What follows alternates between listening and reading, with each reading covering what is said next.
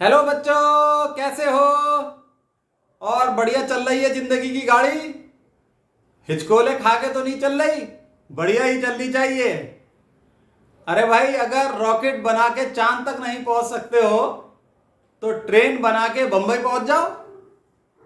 चलो आज रिवीजन करते हैं, और रिवीजन करते हैं इलेक्ट्रोमैग्नेटिक इंडक्शन वाले चैप्टर का। क्विक रिवीजन होगा, फटाफट चीजों को दोहराते रहेंगे।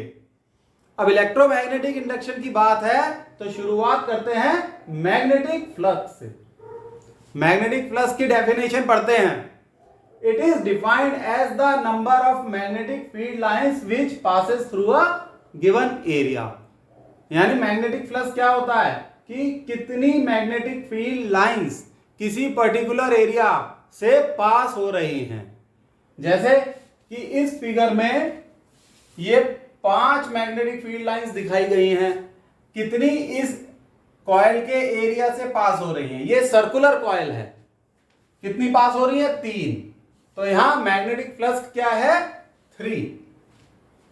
मैग्नेटिक फ्लक्स का फॉर्मूला होता है phi = BA। मैग्नेटिक फ्लक्स को हम phi से रिप्रेजेंट करते हैं। किससे रिप्रेजेंट करते हैं? phi से। B क्या है? Magnetic field. A area. Magnetic field और एरिया दोनों वेक्टर क्वांटिटी होती हैं और इनका हम डॉट प्रोडक्ट लेते हैं। phi स्केलर क्वांटिटी होती है, याद रखना। phi is a scalar quantity, magnetic flux is a scalar quantity. Dot product हटाने के लिए हम लिखते हैं phi = BA cos theta. Theta B vector और A वेक्टर के बीच का एंगल है। ये तो पता है ना कि एरिया एक वेक्टर क्वांटिटी होती है। जैसे ये सरफेस है, अगर ये कॉइल है तो एरिया की जो डायरेक्शन होती है इस सरफेस के परपेंडिकुलर होगी। ठीक है। Now electromagnetic induction. When magnetic flux passing through the circuit changes and EMF is produced in the circuit.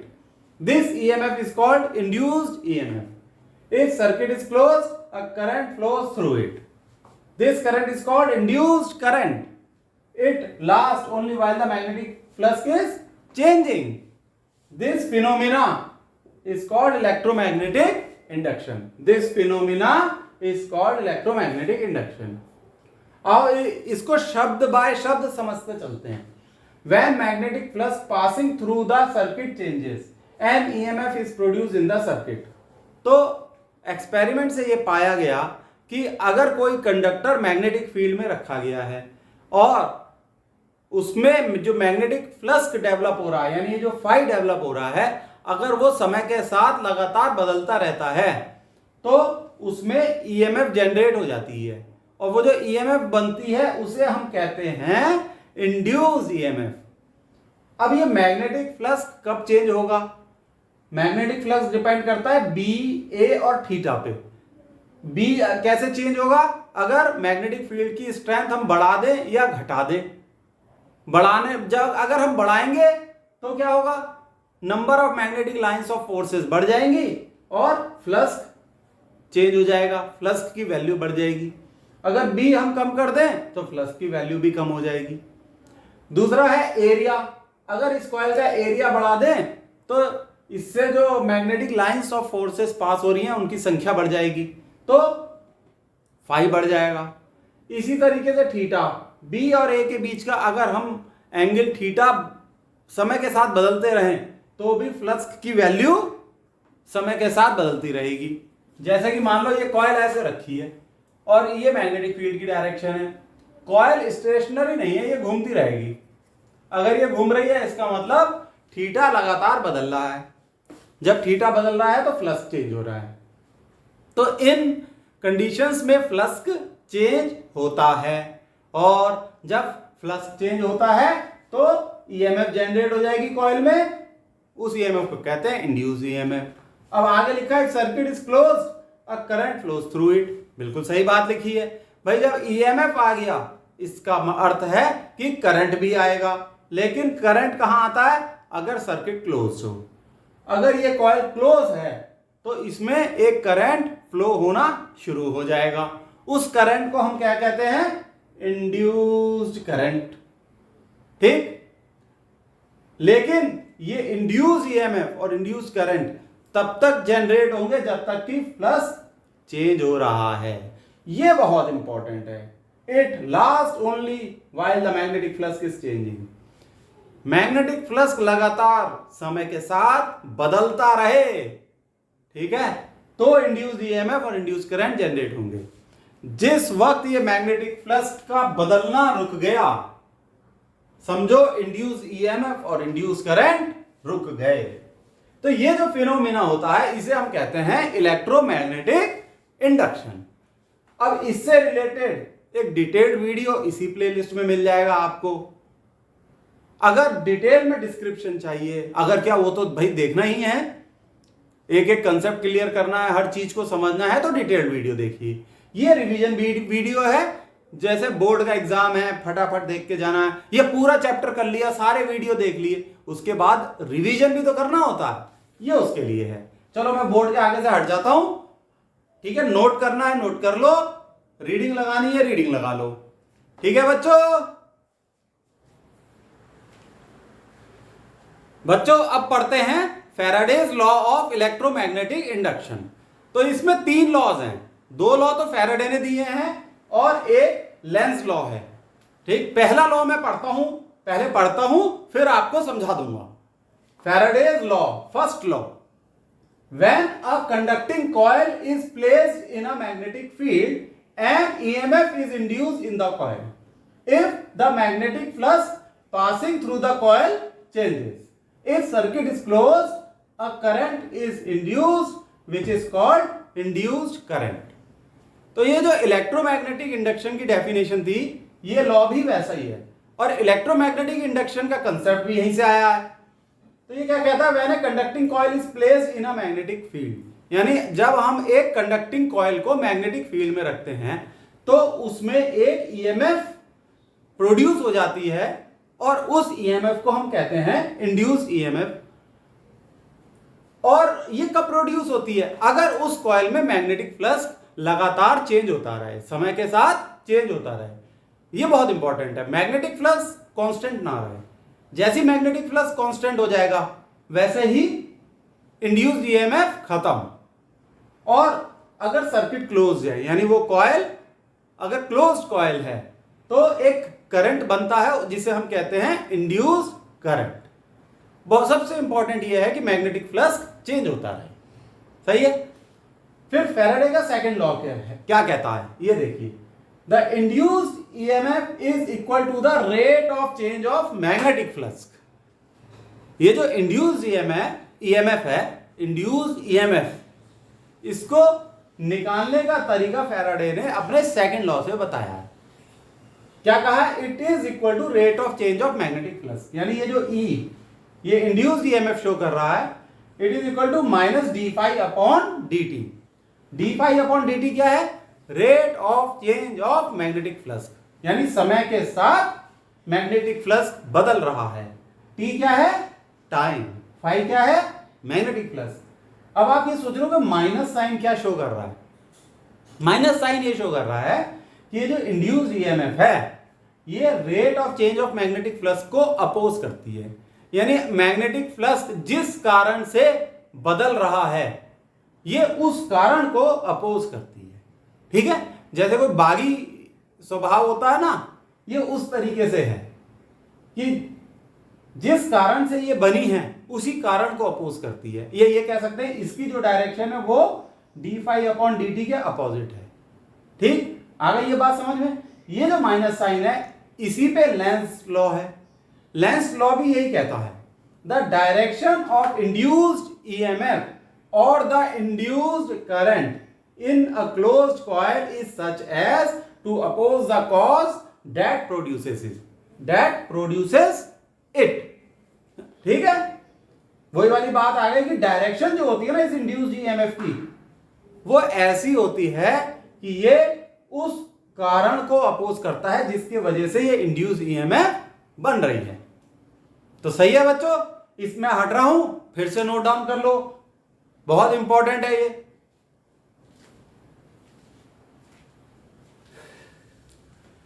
बच्चों नेक्स्ट हेडिंग है मोशनल इलेक्ट्रोमोटिव फोर्स। एक ये कंडक्टर है एल लेंथ का और ये v वेलोसिटी से मूव कर रहा है मैग्नेटिक फील्ड कैपिटल B में। मैग्नेटिक फील्ड आपको क्रॉस से दिखाया गया है, इसका अर्थ है magnetic lines of forces board के अंदर है परपेंडिकुलर, इसे हम बोलते हैं परपेंडिकुलर इनवर्ड डायरेक्शन, इस तरीके से। ठीक, अब ये v वेलोसिटी से ऐसे मूव कर रहा है, यानी ये जो वेलोसिटी है ये मैग्नेटिक फील्ड के परपेंडिकुलर है। इस तरीके से देखिए, मैग्नेटिक फील्ड ऐसे है और वेलोसिटी इस तरीके से।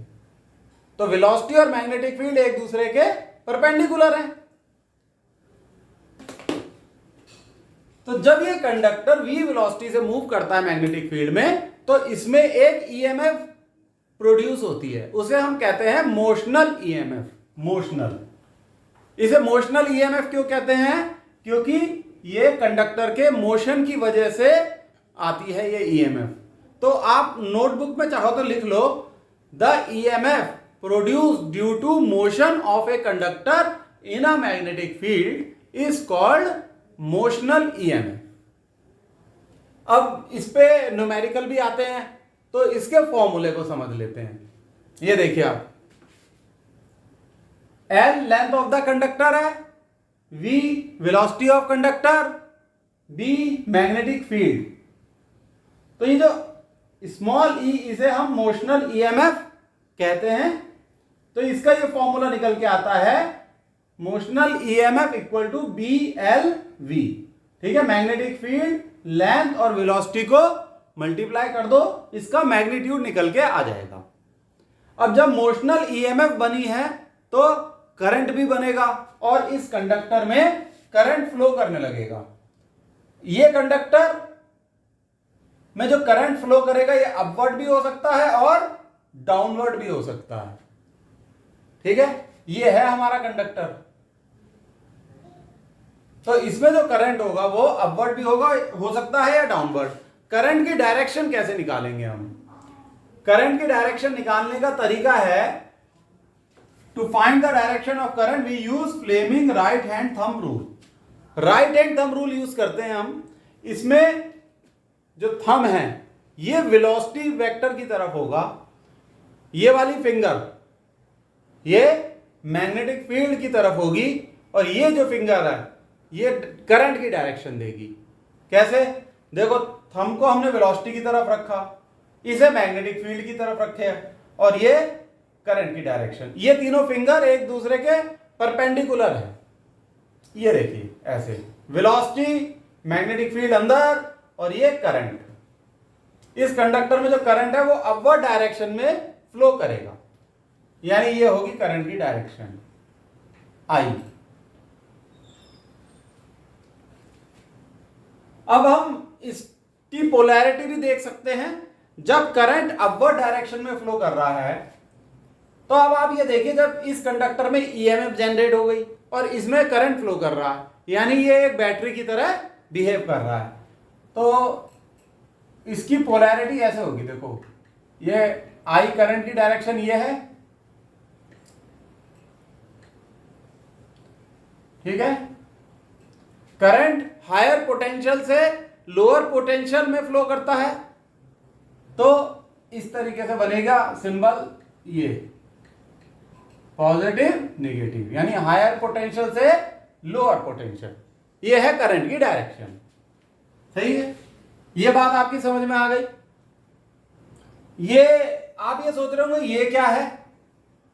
तो इस कंडक्टर में ईएमएफ का ये फॉर्मूला ड्राइव करने के लिए हम ये मानते हैं कि ये कंडक्टर एक रेल पे रखा गया है। ये रेल भी कंडक्टिंग वायर है और जब ये रेल पे रखा जाता है, ये v वेलोसिटी से मूव कर रहा है इस रेल के ऊपर। तो मैंने वही डायग्राम बना दिया जो डेरिवेशन में यूज होता है। अच्छा, ये रेल के न्यूमेरिकल्स भी आते हैं और उन न्यूमेरिकल्स में यही फॉर्मूला यूज होता है। सही है बच्चों, इसे नोट डाउन कर लो आप। ये पोलैरिटी का कंसेप्ट समझ गए ना आप, ये कंसेप्ट इंपॉर्टेंट है और ये फॉर्मूला।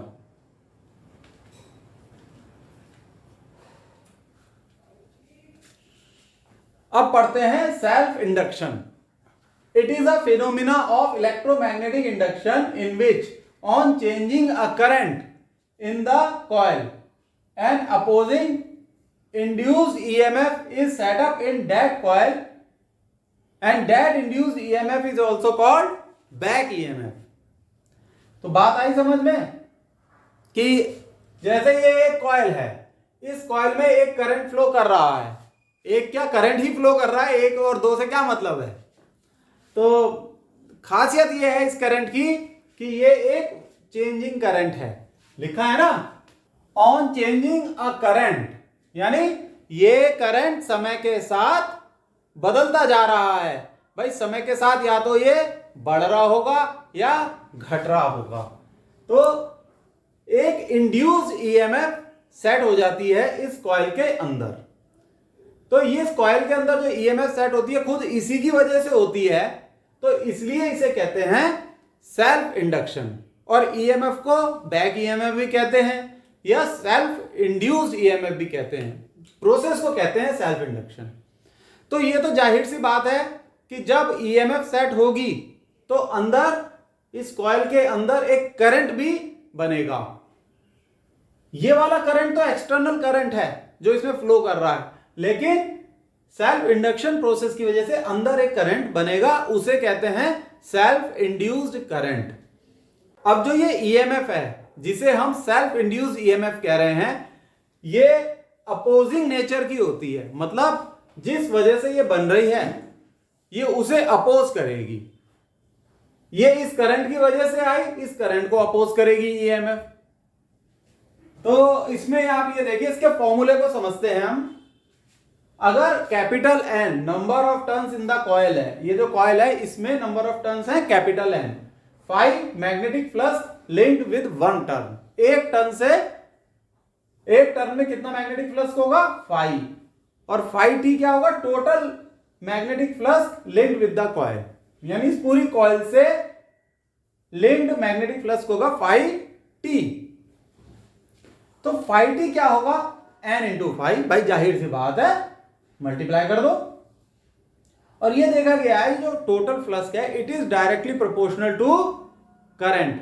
करंट बढ़ेगा तो मैग्नेटिक फ्लक्स बढ़ेगा, करंट कम होगा तो मैग्नेटिक फ्लक्स भी कम होगा। और इस प्रोपोर्शनैलिटी साइन को हटाने के लिए हम लिखते हैं 5t is equal to Li। अब ये L पिक्चर में आया है, ये L है कोफिशिएंट ऑफ सेल्फ इंडक्शन, सही है। अच्छा, अब इंड्यूस्ड ईएमएफ जो अंदर बन जाती है उसका फॉर्मूला हमें पता ही है, लेंस लॉ से। It is equal to minus d phi by d t. Minus sign क्यों है? क्योंकि ये अपोजिंग नेचर की है। ये उस चीज को ही अपोज करती है जिस वजह से ये बनती है, ये लेंस लॉ कहता है। ये हम पढ़ चुके हैं। तो फाई की जगह रख दो एल आई, एल आई लिख दिया साहब। एल कांस्टेंट होता है, इसे बाहर ले लिया, तो ये हो गया minus L d I by d t. तो ये जो फॉर्मूला है phi t equal to L I, और दूसरा फॉर्मूला ये जो कंप्लीट फॉर्मूला है epsilon equal to minus L d I by d t, ये बहुत इंपॉर्टेंट फॉर्मूला है। ठीक है बच्चों, इसे आप नोट डाउन कर लो। ठीक है, आओ बच्चों आप पढ़ते हैं self inductance of a long solenoid. ये एक लॉन्ग सोलेनॉइड है, एल इसकी लेंथ है, आई करंट फ्लो कर रहा है सोलेनॉइड के थ्रू। तो ये लिखा हुआ है L is length of the solenoid, A is area of cross section. अगर इस कॉइल का रेडियस आर है, मान लो इस कॉइल का रेडियस है आर, तो एरिया क्या होगा पाई आर स्क्वायर, सही है। A is area of cross section, N is number of turns, ये जो नंबर ऑफ टर्न्स है ये है capital N. I is current through the solenoid, ठीक है। B is magnetic field inside the solenoid, इस सोलेनॉइड के अंदर जो मैग्नेटिक फील्ड डेवलप हुआ उसको निकालने का तरीका है B equal to mu zero N by L into I. और म्यू जीरो क्या है, परमिएबिलिटी कांस्टेंट, और total flux through the solenoid equal to phi t which is mu zero n square a by l, और self inductance of the solenoid L से denote करते हैं, L equal to mu zero n square a by l। तो ये जो तीन फॉर्मूले हैं सोलेनॉइड के केस में इंपॉर्टेंट है, और इनकी डेरिवेशन आपको वीडियो में मिल ही जाएगी, वो तो अलग से देखना होगा।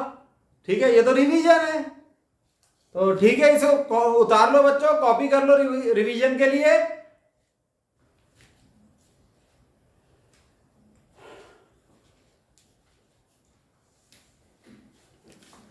आओ देखते हैं कि म्यूचुअल इंडक्शन क्या होता है। सेल्फ इंडक्शन में तो सिंगल कॉइल होती थी, म्यूचुअल इंडक्शन में दो कॉइल होती हैं, एक को हम प्राइमरी कॉइल कहते हैं और दूसरे को सेकेंडरी कॉइल। तो प्राइमरी कॉइल में हम ऐसा करंट फ्लो करते हैं जिसे हम वेरी करते रहते हैं। वेरी कैसे करते हैं, रियोस्टेट और की मदद से। ये रियोस्टेट है और ये की। तो जब इसमें एक वेरिंग करंट फ्लो करता है, ऐसा करंट जो कि लगातार बदल रहा है, तो सेकेंडरी कॉइल में मैग्नेटिक फ्लक्स चेंज होता है, और जब मैग्नेटिक फ्लक्स चेंज होगा तो ईएमएफ डेवलप होगी जिसे हम कहते हैं इंड्यूस ईएमएफ, और जब ईएमएफ डेवलप होती है तो जाहिर सी बात है कि इसमें भी करंट फ्लो करना शुरू कर जाता है। और गैल्वेनोमीटर, ये क्या है, गैल्वेनोमीटर, गैल्वेनोमीटर की नीडल हिलने लगती है, इसका अर्थ हुआ कि करंट फ्लो कर रहा है। आओ कुछ फॉर्मूले समझ लेते हैं इसके। I1 is the current flowing through the primary coil, primary coil यानी ये, इसमें I1 करंट फ्लो कर रहा है और उस करंट को हम वेरी कर रहे हैं, चेंज भी कर रहे हैं। phi 2 is magnetic flux linked with each turn off the coil, each turn off the secondary coil. ठीक, N2 number of turns in the secondary coil, secondary coils के नंबर ऑफ टर्न्स। ये याद रखो, phi 2 जो है वो magnetic flux किसका है, इस कॉइल का, सेकेंडरी कॉइल का। तो total magnetic flux linked with the secondary coil क्या होगा, N2 इंटू phi 2। भाई जाहिर सी बात है, एक टर्न से phi 2 लिंक्ड है, N2 is number of turns, तो टोटल फ्लक्स कितना हो जाएगा, N2 इंटू phi 2। इसमें तो कोई चिंता की बात ही नहीं। अब M is the mutual induction, M equal to N2 phi 2 बाय I1। सही है, इंपॉर्टेंट फॉर्मूला म्यूचुअल इंडक्शन का। और जो ईएमएफ इंड्यूस हो जाती है it is equal to epsilon से शो करते हैं, it is equal to minus M delta I by delta T। Delta I1 by delta T क्या है, rate of change of current with time, और M mutual induction. तो ये दो फॉर्मूले म्यूचुअल इंडक्शन के केस में इंपॉर्टेंट है। ईएमएफ निकालनी हो तो ये फॉर्मूला, म्यूचुअल इंडक्शन निकालनी हो तो ये वाला फॉर्मूला। हालांकि म्यूचुअल इंडक्शन इस फॉर्मूले से भी कई बार हम निकालते हैं। सही है, तो इसे नोट डाउन कर लो बच्चों।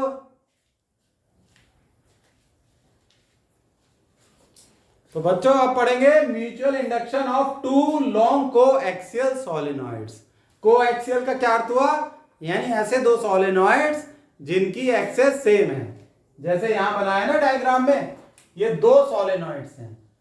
जो ये ब्लैक कलर से दिखाया है ये प्राइमरी सॉलिनॉइड है, पी से शो कराया ना, और ये जो रेड कलर से दिखाया है ये सेकेंडरी सॉलिनॉइड है, एस से शो करा है।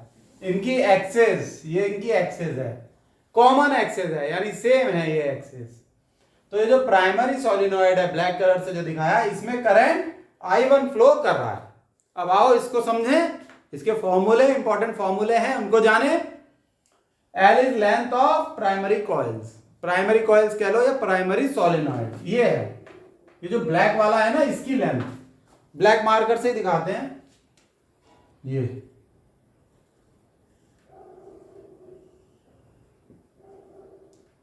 सेकेंडरी वाला थोड़ा सा छोटा होता है, सेकेंडरी सोलेनॉइड छोटा होता है, ये देखा ना आपने, सेकेंडरी थोड़ा सा छोटा है।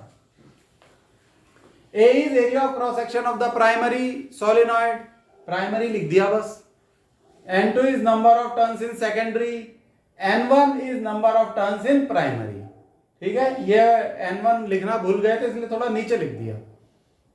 कोई ऑब्जेक्ट, कोई प्रॉब्लम तो नहीं होनी चाहिए, समझ में आना चाहिए। B is magnetic field inside primary, तो B होगा μ0 N1 I1 अपॉन L। ठीक है, μ0 N1 I1 अपॉन L, सबका मतलब पता है, इंपॉर्टेंट फॉर्मूला नोट डाउन कर लो। M is mutual inductance of two solenoids, तो M का क्या फॉर्मूला है, M equal to mu naught N1 N2 A by L। ठीक है, ये भी बढ़िया फॉर्मूला निकल के आया, इसे भी पढ़ लो और ये नोट डाउन कर लो। तो बच्चों लास्ट टॉपिक है ये एडी करंट। एडी करंट क्या होता है, when a solid piece of conductor is placed in a changing magnetic flux, induced current are produced in them. Their flow pattern is similar to eddies in water. Therefore, these are called eddy current. तो ये बात आपको समझ में आ गई कि अगर कोई मेटल का पीस एक वेरिएबल मैग्नेटिक फ्लक्स में रख दिया जाए, वेरिएबल मैग्नेटिक फ्लक्स मींस ऐसा मैग्नेटिक फ्लक्स जो कि लगातार बदल रहा है, जिसकी वैल्यू लगातार बदल रही है, तो एक इंड्यूस करंट बन जाता है उस मेटल के कंडक्टर में। ठीक है, और उसमें जो फ्लो पैटर्न होता है उस करंट का, जो फ्लो पैटर्न होता है वो जैसे पानी में एडीज होते हैं ना, जैसे हम पत्थर मार दें पानी में तो वो जो बनते हैं लहरें, उन्हें एडीज कहते हैं, उनका फ्लो पैटर्न उसी तरीके का होता है, तो इसलिए उस करंट को हम एडी करंट कहते हैं। जैसे कि ये वैसे ये प्लास्टिक का है ढक्कन, मान लो ये मेटल का होता और ये वेरिएबल मैग्नेटिक फ्लक्स पे रखा जाता, मतलब चेंजिंग मैग्नेटिक फ्लक्स में ये रखा जाता, तो इसमें एक इंड्यूस करंट बन जाता इस तरीके का, देखो दिख रहा है, ये ऐसे अंदर बन जाता। अब देखो अगर कोई कॉइल होती तो कॉइल के केस में तो करंट को एक पाथ मिल जाता है फ्लो करने के लिए, लेकिन जब ये सॉलिड पीस है तो करंट इस तरीके के एडीज बनाता है ऐसे।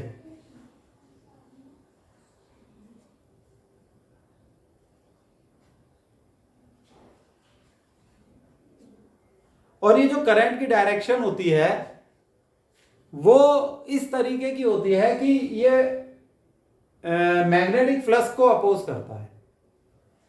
ठीक है, अगर मैग्नेटिक फ्लक्स बढ़ रहा है लगातार तो करंट इस तरीके से फ्लो करेगा कि मैग्नेटिक फ्लक्स रिड्यूस हो जाएगा, और अगर मैग्नेटिक फ्लक्स लगातार कम हो रहा है तो करंट इस तरीके से फ्लो करेगा कि मैग्नेटिक फ्लक्स बढ़ने लगेगा। ये तो लेंस लॉ है, वो तो इस पे एप्लीकेबल है ही, तो इस तरीके के एडीज बन जाते हैं, that's why it is called eddy current. सही है, तो ये क्विक रिवीजन का वीडियो आपका फिनिश हो गया है। तो जब भी आपका चैप्टर खत्म हो जाए आप सारे वीडियो देख लो, तो ये क्विक रिवीजन कर लेना, इससे ना बड़ा फायदा होगा। और रिवीजन बहुत इंपॉर्टेंट होता है हर चैप्टर में, ये तो आपको पता ही है। रिवीजन नहीं करोगे तो चैप्टर में सब कुछ भूल जाते हैं, मतलब ये समझ लो टर्मिनोलॉजी भी भूल जाते हैं कि साहब क्या पढ़ा था। अब ये चैप्टर है, अगर आप कुछ दिन रिवाइज नहीं करोगे भूल जाओगे म्यूचुअल इंडक्टेंस क्या होती है, सेल्फ इंडक्टेंस क्या होती है, ये सब भूल जाओगे आप, फैराडे लॉ, लेंस लॉ। तो एक रिवीजन जरूरी है, और ये मेरे ख्याल से आधा घंटे से भी कम का वीडियो है, तो आधा घंटे से भी कम समय में रिवीजन हो जाएगा आपका, इसलिए ये वीडियो बनाया है। ठीक है बच्चों, ठीक है, बाय।